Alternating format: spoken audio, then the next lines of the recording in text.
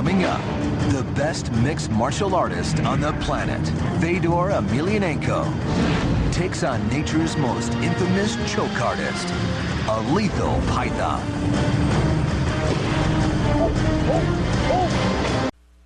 Champion in the history of mixed martial arts, Fedor, the last emperor, Emelianenko.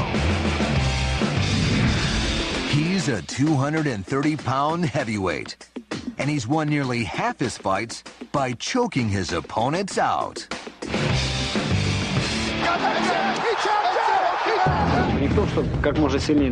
All people need to breathe.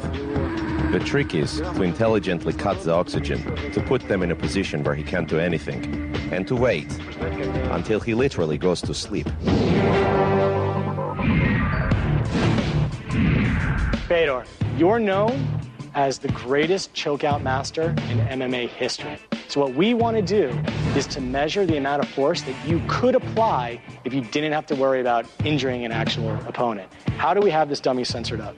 Well, basically, we have a force sensor inside the neck here, so that we'll be able to tell exactly how you put your chokehold around your opponent, where you apply that force, and how much force you apply. To give us more insight about the chokeout, we brought in legendary MMA referee, Big John McCarthy. What the person is doing is they're actually taking their arm, bringing it all the way across. They're going to be taking their hand, placing their hand to their bicep. The other hand is going to come up behind the person's head, forcing that neck to move forward into the arm, which is going to put pressure on the carotid arteries, which is going to cause the person to pass out. But what chokes harder, a man or nature's most dangerously powerful snake? Fedor's ready to help us find out.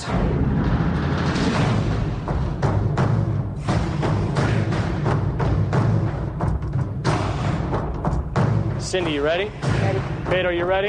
Yeah. Here we go. 3, 2, 1, go.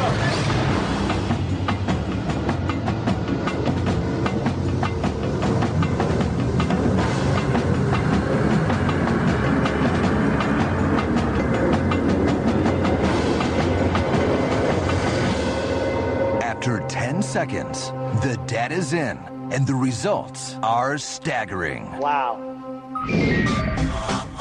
So when we're looking at Fedor's results from the chokehold on the dummy, in all total, he was at about 500 pounds of force. He kind of ramped up to that, and then he held it steady for the whole 10 seconds, which was really pretty amazing. 500 pounds of force. That's like being squeezed by an Alaskan brown bear for 10 seconds. In an MMA match, the ref stops the bout the instant a fighter taps out or goes unconscious. But were Fedor to continue choking with that 500 pounds of force on a real person, it could be deadly. Here's an inside look at Fedor's ultimate chokeout. As the arms cinch up, the choke closes the carotid artery, blocking blood flow to the brain. It takes only 150 pounds of pressure to crush the trachea. So Fedor's 500 pounds would be more than enough to devastate the windpipe. And in the worst case scenario, if Fedor were to torque the rear of the neck, the strain could sever the spinal cord.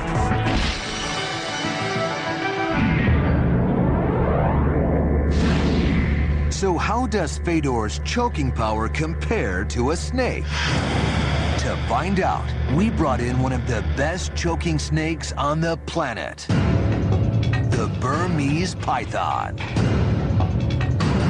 Pythons have been known to eat everything, from rodents and birds to livestock and even people. Once the constrictor actually gets a hold of you, whips a few coils around your windpipe and around your chest. Every time you exhale, he'll tighten and hold it at that position. You will never take another breath as big as you just had. 5 to 10 seconds, timber, boom, down you go. That's it. To get this python to attack, and since it was feeding time anyway, the snake wrangler has provided a dead rat.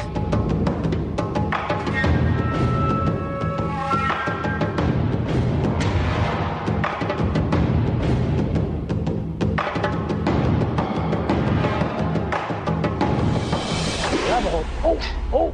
Whoa! Whoa!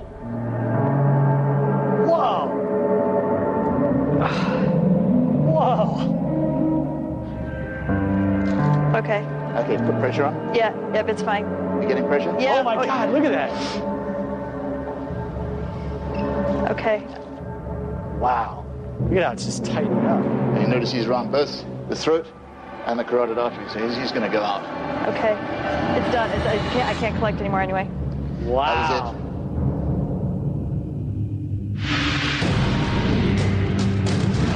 The data from our sensors is in. Now, when we're starting to look at what the snake actually did, he was right at about 40 pounds of force. Only 40 pounds of force. That's 460 pounds less than Fedor generated.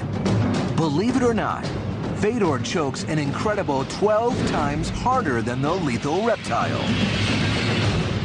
So Fedor has a stranglehold on this competition. But here's something you should know about the python. This predator can maintain its maximum power for over 3 hours, or as long as it takes to kill its victim. We now know the damage caused by Fedor's maximum choking power.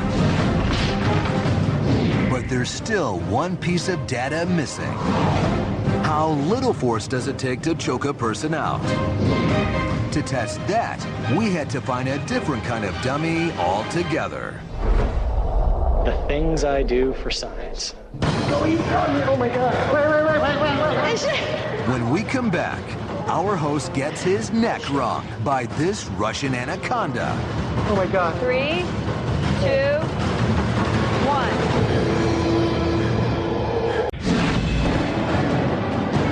We began this test with a simple question. When it comes to choking power, what squeezes harder, man or snake? Oh! The 9-foot python we brought in squeezed with 40 pounds of force. Wow. Look at how it's just tightening up. And you notice he's around both the throat and the carotid artery. But that's nothing compared to mixed martial arts legend Fedor Emelianenko. He clamped down with 500 pounds of force. So we know what squeezes harder, but what we don't know is how little force it takes to choke a person out.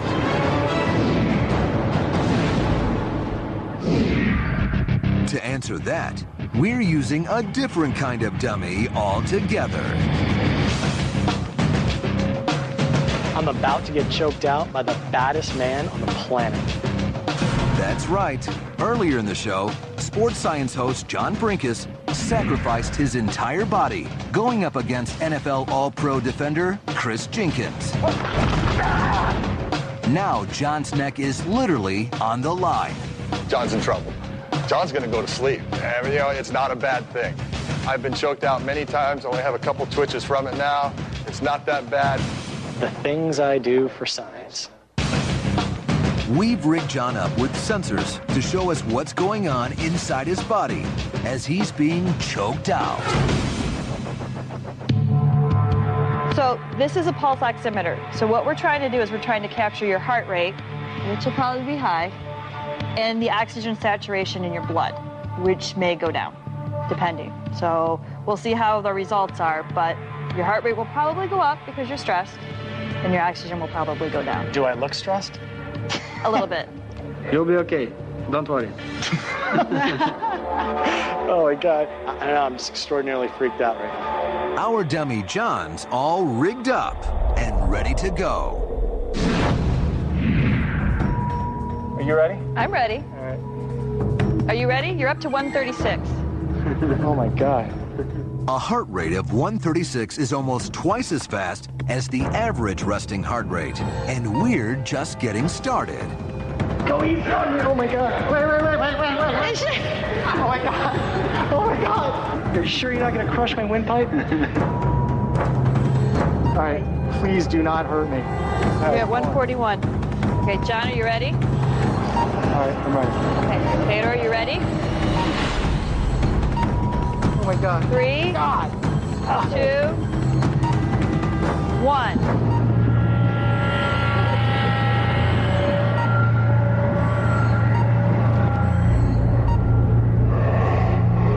John's heart rate spikes to 180. He's redlining, experiencing a severe panic attack, and the oxygen going to his brain has decreased by 15%. But that small decrease is enough to put our host out.